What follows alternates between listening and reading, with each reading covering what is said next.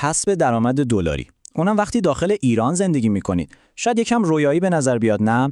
ولی خب کاملا واقعیه و شدنیه. تو این چند دقیقه با هم می‌خوایم یه نقشه راه خیلی عملی و سرراست رو ببینیم که چطور میتونیم از طریق فریلنسری به یه درآمد ارزی پایدار برسیم.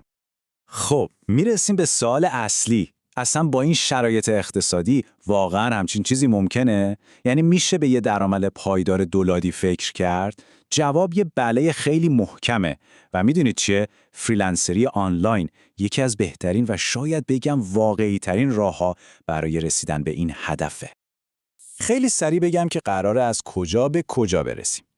اول از همه یه نگاهی به این فرصت طلایی درآمد دلاری میندازیم، بعد شیرجه میزنیم توی دنیای فریلنسری و کار آنلاین. میبینیم چه مهارت‌ها و پلتفرم‌هایی به دردمون میخوره.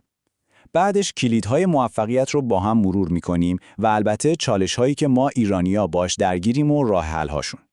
آخر سرم میرسیم به این که اولین قدم شما برای شروع چی باید باشه. خیلی خوب، بریم سراغ بخش اول. اول از همه بیاید یه تعریف ساده و خودمونی از فریلنسری داشته باشیم. ببینیم اصلا وقتی میگیم فریلنسری دقیقاً منظورمون چیه. فریلنسری خیلی ساده یعنی شما رئیس خودتونید. تمام. دیگه خبری از کارمند بودن برای یه شرکت خاص نیست. شما به صورت پروژه‌ای کار میکنید. یعنی چی؟ یعنی ممکنه امروز یه پروژه برای یه نفر تو کانادا انجام بدید، فردا برای شرکت تو استرالیا. این یعنی استقلال کامل، انعطاف کامل. شما تصمیم میگیرید کی، کجا و روی چه پروژه‌ای کار کنید. یه تصور اشتباهی که وجود داره اینه که فریلنسری فقط مال برنامه‌نویسا و آدمای فنیه. اصلاً اینطور نیست. دنیای فریلنسری خیلی خیلی بزرگتر از این حرفاست. شما ببینید از طراحی گرافیک و تولید محتوا بگیرید تا بازاریابی دیجیتال و حتی ترجمه، همه اینها بازارهای فوق‌العاده بزرگی دارن. نکته کلیدی همینه. به احتمال خیلی زیاد شما همین الان یه مهارتی دارید که کلی آدم اونور دنیا حاضرن براش پول خوبی بدن. خب حالا بیایید یه مقایسه سریع بکنیم.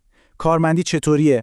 امنیت شغلی داره، یه حقوق ثابت ریالی سر ما تو حسابتونه، ساعت کاری هم مشخصه. در مقابل فریلنسری به شما چی میده؟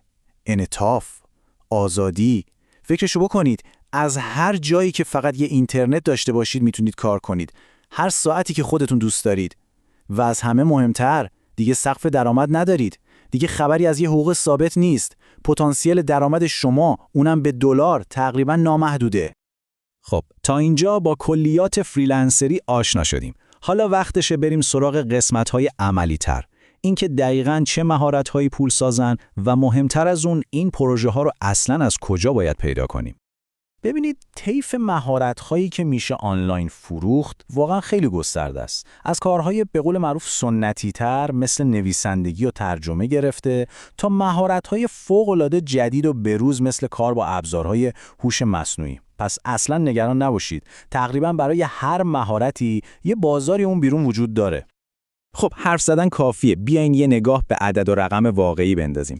اینها درآمدهای تخمینی ماهانه برای چند تا مهارت تو بازار خودمونه، یعنی به تومنه. حالا فقط یه لحظه تصور کنید. همین خدمات رو برای یه کارفرمای خارجی انجام بدید و به دلار پول بگیرید. حتی یه پروژه کوچیک مثلا $500 میتونه درآمد ماهانه شما رو کلاً زیر و رو کنه. اینجاست که قدرت واقعی درآمد دلاری رو حس می‌کنید. و اگه میخواید بدونید آینده بازار کار کدوم سمت، جوابش اینجاست: هوش مصنوعی. مهارت‌هایی مثل تولید محتوا یا طراحی گرافیک با کمک ابزارهای AI همین الان جزو پولسازترین و کمیابترین تخصص‌ها تو کل دنیا هستن. یاد گرفتن این مهارت‌ها مثل یه جور میانبر میمونه که شما رو تو رقابت جهانی چند پله جلو میندازه. خب مهارت رو داریم. حالا کجا کار پیدا کنیم؟ اینها چند تا از معروف‌ترین بازارهای آنلاین هستن. اگه تازه کارید، فایور برای شروع عالیه، چون پروژه‌های کوچیک و سریع داره. یکم که حرفه‌ای‌تر شدید، آپورک با پروژه‌های بزرگتر و متنوع‌تر منتظرتونه. و اگه دیگه تو کارتون استاد شدید، تاپتال شما رو مستقیم به بزرگترین شرکت‌های دنیا وصل می‌کنه. پس ببینید، برای هر سطحی از مهارت یه پلتفرم خوب وجود داره. خیلی خوب، پلتفرم رو هم انتخاب کردیم. حالا سوال اینه چطوری پروژه بگیریم و موفق بشیم.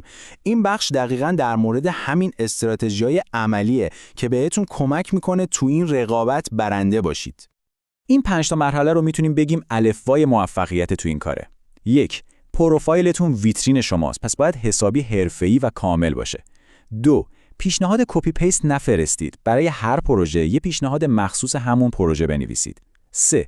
سریع و خوش برخورد جواب بدید. ارتباط خوب اعتماد میاره. 4. کیفیت کار و تحویل به موقع، این دوتا مقدسن. و 5. بازخورد مثبت جمع کنید. هر یه دونه بازخورد مثبت مثل یه پله است که شما رو برای گرفتن پروژه‌های بزرگتر و بهتر بالاتر میبره.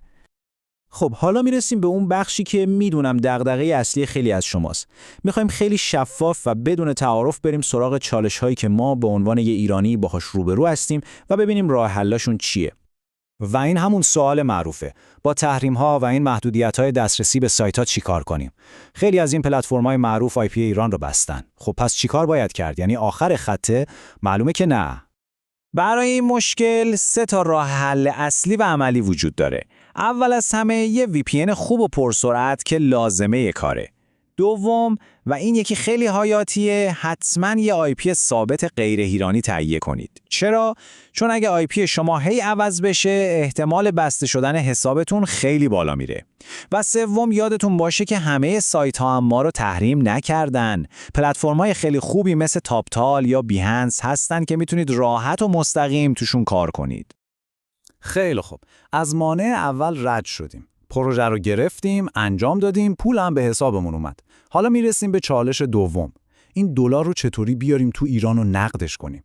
چطور به ریال تبدیلش کنیم؟ برای نقد کردن درآمدتون هم چند تا راه مطمئن هست. راه اول که شاید ساده ترین باشه اینه که از حساب یه دوست یا فامیل معتمدتون تو خارج از کشور استفاده کنید. راه دوم شرکت‌های واسطه‌ای هستن که کارشون همینه. براتون حسابای وریفای شده مثل پیپال یا وایز باز میکنن. و راه سوم هم استفاده از پلتفرم‌های پرداخت ارزی ایرانیه مثل کافه ارز که خیلی راحت درآمد دلاری شما رو میگیرن و به حساب ریالیتون واریز میکنن. خب تقریبا همه چیز رو با هم مرور کردیم، از فرصت‌ها و مهارت‌ها گفتیم تا چالش‌ها و راه حل‌هاشون. حالا دیگه وقتشه که این اطلاعات رو تبدیل به یه اقدام عملی کنیم.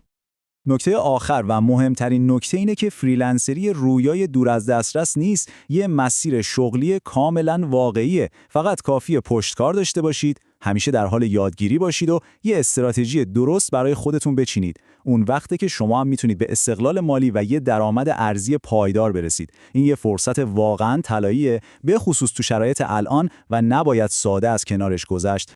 و در آخر این سوال رو از خودتون بپرسید. با توجه به همه این حرفا، اولین مهارتی که میخوام برای شروع انتخاب کنم و روش تمرکز کنم چیه؟